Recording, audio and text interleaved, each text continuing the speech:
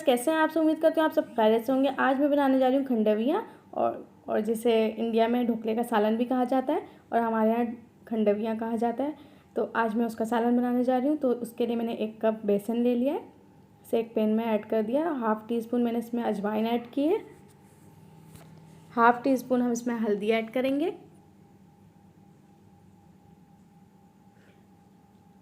और 1 टीस्पून हम इसमें ऐड करेंगे पिसी हुई लाल मिर्च। 1 टीस्पून हम इसमें ज़ीरा ऐड करेंगे, सफ़ेद ज़ीरा। 1 टेबल स्पून हम इसमें भर के ऐड करेंगे लहसुन अदरक का पेस्ट। नमक आप अपने हिसाब से ऐड कर सकते हैं। इसके बाद हम इसमें 1 प्याज बारीक चॉप की हुई ऐड कर देंगे।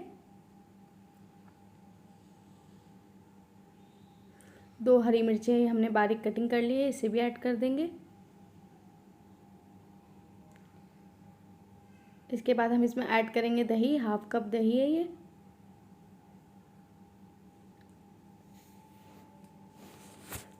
अब हम इसे मिक्स करेंगे और थोड़ा थोड़ा पानी ऐड करते जाएंगे और इसे मिक्स करते जाएंगे। बहुत अच्छे से आपने इसे मिक्स करना है, बिल्कुल भी गुठलियाँ ना रहे। सबसे पहले तो आप इसे छान लें ताकि कोई गुठली रहेगी नहीं। छानने के बाद फिर आप इसका मिक्सचर तैयार कर सकते हैं।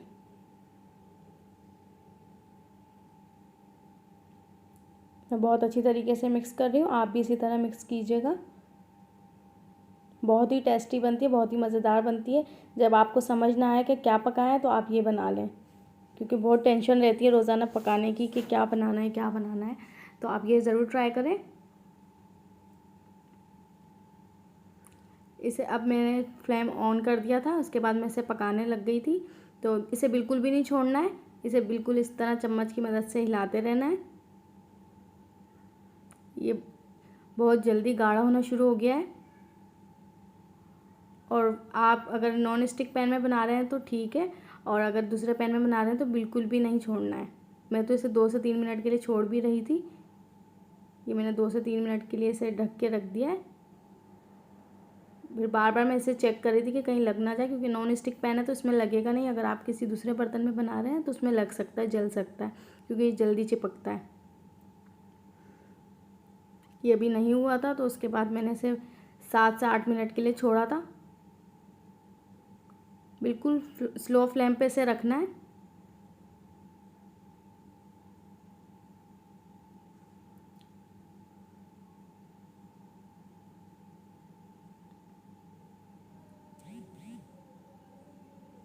इसके बाद 7 से 8 मिनट के बाद ये तकरीबन हो गया था।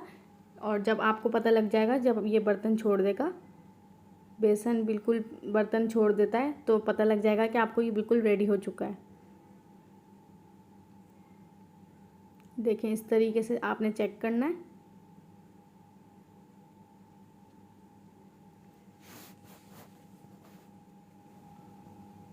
ये जब गर्म हो गया था तो ना मैं रिकॉर्ड करना भूल गई थी, मुझे याद ही नहीं रहा कि कैमरा ऑन ही नहीं किया है मैंने। तो ना इस प्लेट पे जो भी आप बर्तन लें उसको अच्छी तरीके से चिकनाहट लगाएं उसको, और उस पर ये मिक्सचर ऐड कर दें और ना उसे बहुत अच्छी तरीके से, जैसे जिस तरह मैंने किया हुआ है ना, ये बना हुआ है, तो इस तरह से आप किसी भी चम्मच की मदद से आप इसे ना अच्छे तरीके से सेट करें और इसे 15 मिनट के लिए फ्रिज में रख दें, फ्रीज़र में रख दें। फ्रिज में नहीं, फ्रीज़र में रख दें, तो ये बहुत अच्छी तरीके से इसकी कटिंग होगी। और इस तरह इसकी कटिंग कर लें जिस तरह मैं कर रही हूँ।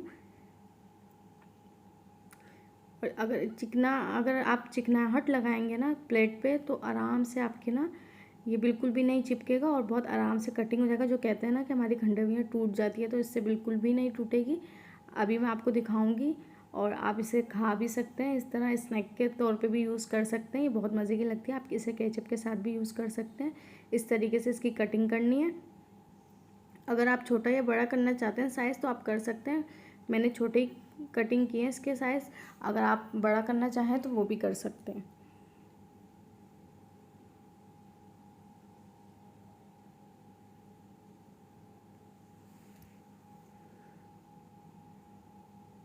अब मैं आपको इसके निकाल के दिखाऊंगी। ये देखें किस तरीके से इतनी सॉफ्ट बनी है, बहुत ही मज़े की बनी है। अगर आप इसे थोड़ा सा ऑयल में फ्राई करके भी खाएं तो बहुत मज़े की लगेगी। ये बहुत इजीली हो जाता है, बहुत आराम से बन जाती है। अगर आप इस तरीके से बनाएंगे तो बिल्कुल भी नहीं टूटेगी।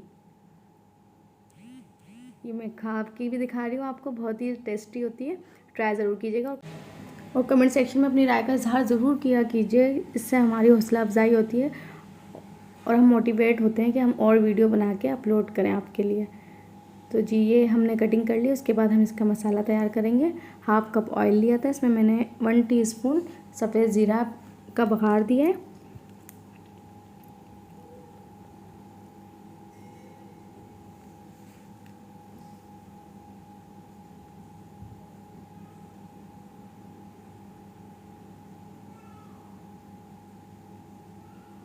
सफ़ेद ज़ीरे के बघार के बाद मैंने इसमें 5 से 6 कड़ी पत्ते ऐड किए हैं। अगर आपके पास नहीं है तो नो प्रॉब्लम, आप नहीं ऐड कीजिए। इसके बाद मैंने 1 टीस्पून इसमें लहसुन अदरक का पेस्ट ऐड किया है। थोड़ा आराम से, ये बहुत उछल रहा था, आप लोग एहतियात से कीजिएगा।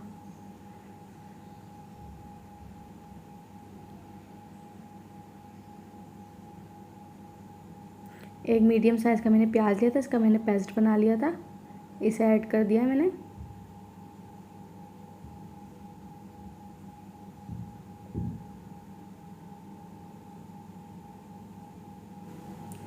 इसमें मैं 5 से 6 टेबल स्पून टमाटर का पेस्ट ऐड करूँगी। उमूमन ये होता है कि हम जब खंडविया बनाते हैं तो उसमें टमाटर का पेस्ट यूज़ नहीं करते, लेकिन मैंने किया है क्योंकि इससे टेस्ट बहुत अच्छा आता है। आप भी ट्राई ज़रूर कीजिएगा, आपको भी पसंद आएगा। टमाटर का पेस्ट ऐड कर दिया है मैंने। तो इसके बाद मैं मसाला ऐड करूँगी। 1/2 टीस्पून मैंने इसमें हल्दी ऐड की है, 1 टीस्पून मैंने इसमें पिसी हुई लाल मिर्च ऐड की है, 1/2 टीस्पून मैंने इसमें पिसा हुआ धनिया ऐड किया, 1/2 टीस्पून मैंने इसमें नमक ऐड किया है। अब इसे मिक्स करेंगे। इसके बाद मैंने ऐड कर दिया था 1/2 टीस्पून गरम मसाला और इसे मिक्स कर दिया था। ये मैंने छाछ बना के रखा था, पूरा 1 कप दही लिया था और 2 गिलास मैंने इसमें पानी ऐड किए थे और इसका मैंने छाछ बहुत अच्छी तरीके से बना लिया था और इसमें ऐड कर दिया है। आप चाहें तो दही भी यूज़ कर सकते हैं, मैंने छाछ बना के ऐड किया है। इसका पानी बिल्कुल खुश्क हो चुका था। अगर आप, जितना आपकी मर्ज़ी है, आप पतला रखना चाहें, गाढ़ा रखना चाहें। अगर आप चावलों के साथ खा रहे हैं तो ये शोरबे वाला ही अच्छा लगता है। अब इसमें मैंने थोड़ा सा पानी ऐड किया क्योंकि हमने रोटी के साथ खाना था। इसके बाद मैं इसमें खंडवियाँ ऐड कर दूँगी।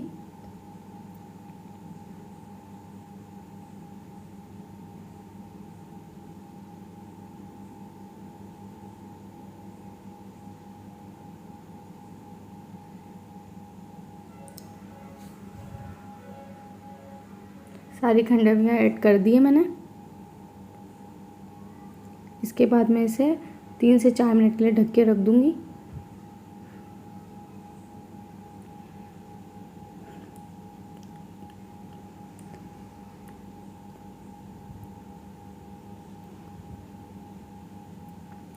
ये बिल्कुल रेडी हो चुका है। आप जितना चाहें पतला कर सकते हैं और अगर आपको थिकनेस अच्छी चाहिए तो आप इसको थोड़ा पानी और पका सकते हैं और आराम से रोटी के साथ खा सकते हैं। इसमें थोड़ा सा ऊपर से हरा धनिया ऐड कर देंगे। अगर आप चाहें तो कसूरी मेथी भी ऐड कर सकते हैं। बस इसे 2 मिनट तक पकाना है और बस इसका फ्लेम ऑफ कर देना है क्योंकि ये ठंडी होने के बाद और गाढ़ी हो जाती है। इस चीज़ का ज़रूर ख्याल रखिएगा कि ये आप अपने हिसाब से पतली रखें क्योंकि ये ठंडी होगी तो खुद ही गाढ़ी हो जाएगी। अब हम इसे डिश आउट करेंगे।